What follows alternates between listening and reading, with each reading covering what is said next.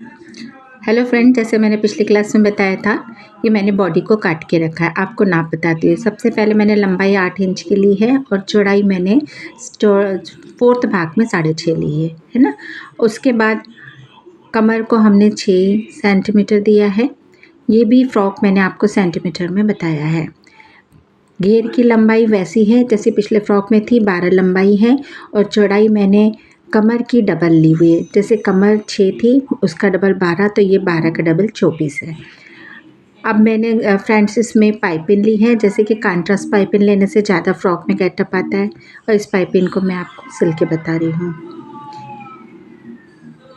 Piping सिलते समय अच्छे से सफाई से आपको सिलना है ताकि एक जैसी पाइपिंग आती है। अगर आपने कम ज़्यादा सिला तो पाइपिंग नहीं आएगी। अब ये देखिए, इसको मैं मोड़ के बता रही हूँ। ये मैंने मोड़ के ये पाइपिंग जैसे निकाली है। अब इसमें आप लेस का भी यूज़ कर सकते हैं फ्रेंड्स। इसमें पाइपिंग और लेस दोनों ही अपन एक साथ कंबाइंड लगा सकते हैं। बहुत प्यारी बनती है। ये मैंने पार्ट्स तैयार कर लिया। इसी तरह आप दूसरा पार्ट्स तैयार कर लीजिए, जैसे कि मैंने दोनों पार्ट्स तैयार करके बता दी। आप घेर को जैसे पिछली क्लास में मैंने बताया था, आप पूरा तैयार कर लीजिए। उसके बाद इसको पार्ट्स में सीधे के ऊपर आपको रखना है। चाहे तो आप एक तरफ को इस तरह से मेरे तरह सिल सकते हो, तो ये पूरा एक घेर बन जाएगा।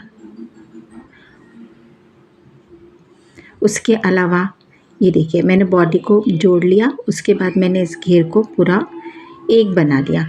घेर को भी जोड़ के एक कर लिया। उसके बाद चाहे तो आप इसको अलग अलग भी जोड़ सकते हैं, जैसे कि मैंने पिछले फ्रॉक में जोड़ा था। ऐसा कोई वो बात नहीं है। और उसके बाद एक घेर करने के बाद आप इसमें उसी तरह फ्रिल्स या दर्ड्स डालते जाइए। छोटी छोटी डालिएगा ताकि वो सुंदर बनती है। और इसको इसी तरह से देखिए मैं डालती जा रही हूँ और मैंने पूरे घेर उस फ्रॉक में उतनी ही बॉडी में कवर कर दिया।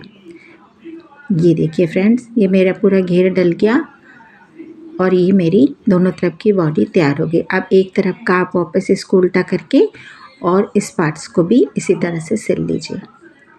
अब ये देखिए, ये मैंने सिल दिया और ये मेरा पूरा घेर और बॉडी तैयार हो गया। अब ये झबला फ्रॉक, इस फ्रॉक का नाम मैंने झबला फ्रॉक दिया है फ्रेंड्स। देखिए, ये झबला फ्रॉक तैयार हो गई है। अब इसके ऊपर इसी नाप को आप इंच में बनाकर किसी भी बड़े का भी नाप बना सकते हैं। बहुत प्यारा बनता है। और वैसे तो ये जो नाप है सेंटीमीटर में बताया है मैंने, इसको इंच में आप 2 से 2.5 साल तक के बच्चों के लिए आराम से बना सकते हैं। उसके बाद इसको नीचे आप मोड़ दीजिए और चाहे तो आप इसको लेस भी लगा सकते हैं, पाइपिंग भी लगा सकते हैं, लेस भी लगा सकते हैं। अब देखिए फ्रेंड्स, मैंने आपको पिछले बार फ्रॉक में पट्टी बताई थी। अब इसमें मैं आपको डोरी सिलना बताती हूँ। डोरी के लिए हमेशा आप तिरछी पट्टी का यूज़ करेंगे तो ज़्यादा अच्छी बात रहेगी।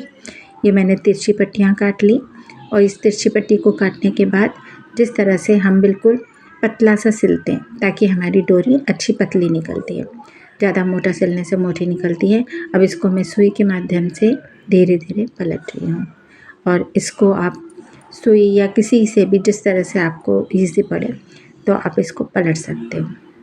और पलटने के बाद देखिए फ्रेंड्स, मैंने ये डोरी तैयार कर ली है। ये मेरी पूरी डोरी तैयार हो गई। अब डोरी मुझे 4 चाहिए, कम से कम इतनी बड़ी बड़ी कि जो चारों कोनों में लग जाए। इस तरह से मैंने 4 तैयार कर ली। ये देखिए, 2 को मैंने काट दिया, ये 4 मेरी डोरी तैयार हो गई। और इसमें फ्रेंड्स जिस तरह से हम इसको फुंदी भी कहते हैं, लटकन भी कहते हैं, जो आपको कहना हो।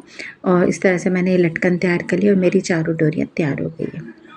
अब इस जो मैंने फ्रॉक बनाई थी उसके जो नोक निकल रही है उस चारों में मैंने इस तरह से इसको सेट कर दिया।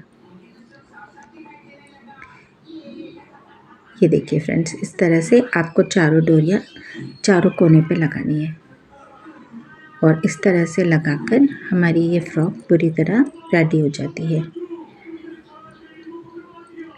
ओके, ठीक है फ्रेंड्स, इसी तरह से आपको ये चारों डोरियाँ फ्रॉक में लगा के देखिए पूरी फ्रॉक तैयार हो गई। ओके फ्रेंड्स, नेक्स्ट फ्रॉक में मैं आपको बहुत ही प्यारी कटिंग बताऊंगी। So good bye.